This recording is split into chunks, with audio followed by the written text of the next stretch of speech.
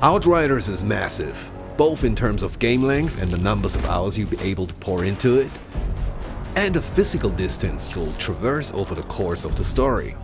So today we're excited to show you more of the journey and structure of Outriders, how you move about the game and how the various features, systems and story all come together. In last month's broadcast, we explored the first city, the area of Enoch first settled by the refugees of Earth. Everything from this section of the game unfolded here, in this area of the map. The first city sits within a larger area of colonized Enoch, which you can see here. Here, humans have made a life, as best as they can, and built cities, strongholds, factories, and mines as they try to survive. This is where the Outriders are first reawoken from cryosleep, and where your first hours in the game are spent. Humanity has always struggled to leave this place, with the raging anomaly storms and monsters preventing further colonization of the planet, pushing society back to the Dark Ages. As you will see though, there's a whole lot more to Enoch. As an Outrider, you're one of the few powerful enough to leave humanity's broken settlements and journey out across this hostile planet. But what does that mean in actuality? Outriders takes advantage of a hub-and-spoke structure, connecting busy, settled areas, the hubs, with combat arenas and free roam areas, the spokes. The main story missions push you through the game, and a large number of side quests and additional content can be discovered on or off the beaten path. As side quests scale to your level, so do the rewards. It means even early side quests can be meaningful played late in the game. And it's worth saying side quests aren't fluffy objectives that take place in the same play spaces you've experienced in the main game. They're new, bespoke areas of Enoch that you could miss entirely, and they often reveal more secrets about the world and lore. Let's travel quickly to Eagle Peaks, the snow-capped mountains that encase the war zone, to take on a side quest there. Is this your whole company? There used to be more of us. Something happens to the men up in these hills. We hear voices. Some leave and don't come back. Same for anyone who goes looking for them. But maybe an altered could have more luck in finding them. Could you lend a hand? All right, let's play detective. If I was a missing soldier wandering off into the night hearing voices, where would I go?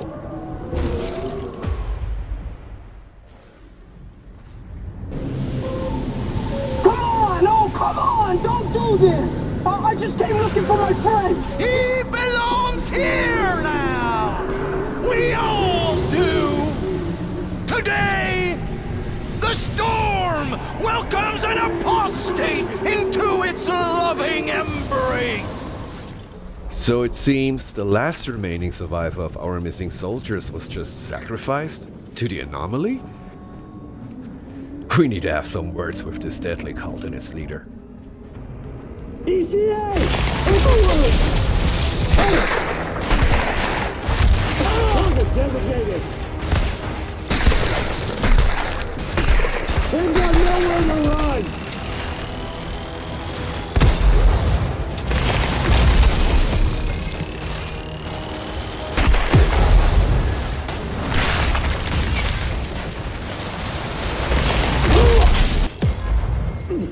Another notch in my blood!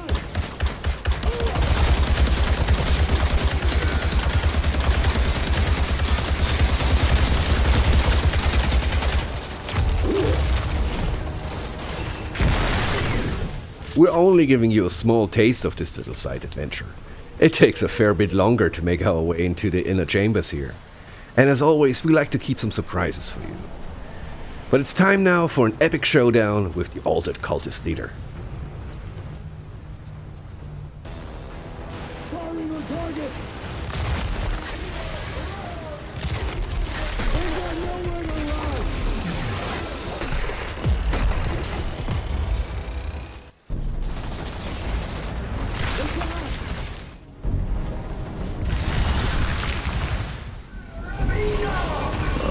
Seems you had yourself a little cult brewing up here. I don't know, this place seems to make people flip their fucking lids. Yeah, nice. By completing the side quest, we can now choose a sweet piece of new gear as a reward. With that sorted, let's talk a little bit more about hubs. In hubs, your weapons are holstered for a time, and you can soak in a bit of life on Enoch.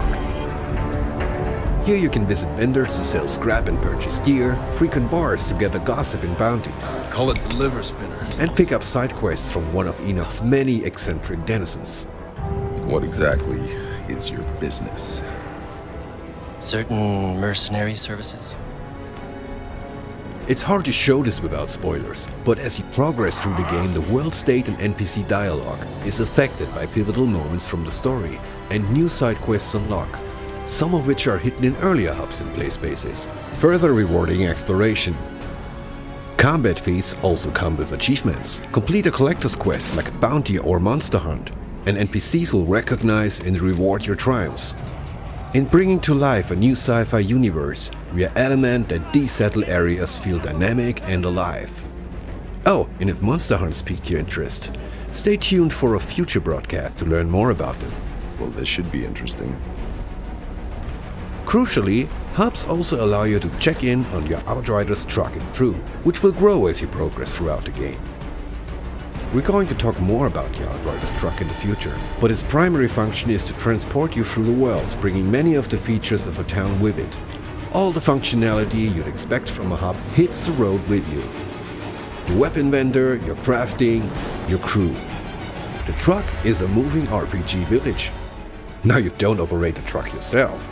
That job falls to your driver, Jakub, who we will talk more about later. But the customization options are vast, so you can personalize your ride along your journey. Okay, let's pack up and hit the road now. I need to head to the forest to continue my journey. Let's take a quick moment to introduce the crew. Your ride or dies accompany you on your quest to discover the source of the signal. Here we can see Jakub, who drives the truck and can handle any customization of the vehicle. Jakub was with your Outrider during the first arrival on Enoch 30 years prior. A bright-eyed youth with an exciting life ahead of him on a new planet. Time has not been kind to poor Jakub. Here's Sahidi, who we met in the last broadcast.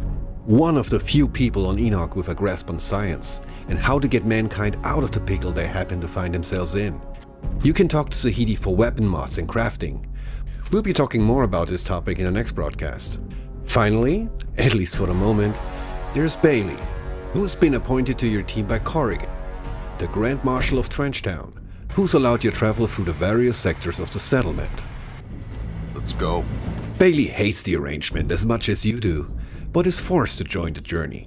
In camps like this, Bailey also acts as a gear vendor, with a host of unique weapons and armor you can trade for scrap. Other notable features of a given camp? Your stash, where you can store and withdraw equipment that you might not be able to hold on your person. The stash also allows you to move gear freely between your roster of player-built characters. Next to the hammock here, you'll always be able to change and customize the look of your Outrider. And of course the matchmaking terminal, which is hopefully self-explanatory. Before I'm leaving you for this month's broadcast, I'm going to take you beyond the safe confines of the Forest Enclave. It's a beautiful night, so let's head out there and explore. Hey, you remember my tunes I used to play? Like it was yesterday. I can still remember some of them.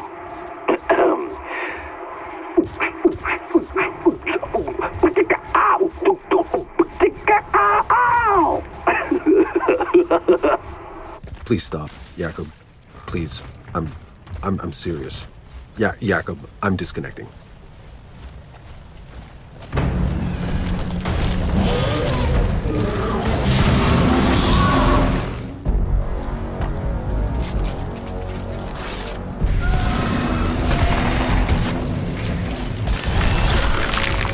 So that's your look at the journey and structure of Outriders.